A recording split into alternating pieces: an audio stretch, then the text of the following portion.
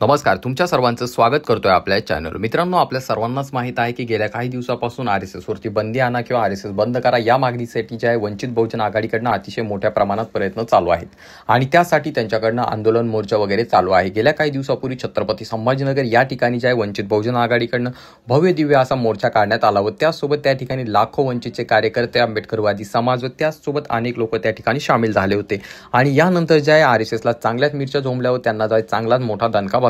तर त्यांच्याकडचे काही प्यादे किंवा काही लोक जे आहेत समोर येऊन बोलायला लागले। त्यातच आता मिलिंद एकबोटे हा जो आहे समोर आला आणि त्याने थेट त्या ठिकाणी वंचित बहुजन आघाडी व सुजातदादा आंबेडकर यांच्यावरती टीका टिप्पणी केली। तर तो नेमकं काय म्हणाला आपण पाहणार आहोत, परंतु तत्पूर्वी तुम्हाला विनंती असेल आपल्या चॅनलवरती जर नवीन असाल तर चॅनलला नक्कीच सबस्क्राइब करा।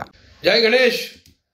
सुजात आंबेडकर यांनी राष्ट्रीय स्वयंसेवक संघाच्या कार्यालयावर मोर्चा नेला।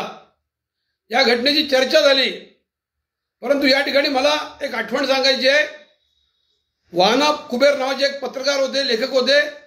त्यांनी डॉक्टर बाबासाहेब आंबेडकरांचं एक चरित्र लिहिलेलं आहे। त्यात त्यांनी या घटनेचा उल्लेख केलेला आहे की बाबासाहेबांना विचारलं की तुम्ही नागपूरमध्ये धम्मचक्र प्रवर्तन का करताय, तुम्हाला राष्ट्रीय स्वयंसेवक संघाचा विरोध करायचा आहे का? बाबासाहेब म्हणाले होते, दुसऱ्याचं नाक कापून स्वतःला अपशकुन करून घेण्यात का मी मूर्ख नाहीये। नागपूरमध्ये नागवंशाच्या लोकांनी बौद्ध धम्म स्वीकारला होता, त्याची आठवण म्हणून मी नागपूरमधून धम्मचक्र प्रवर्तन करतोय।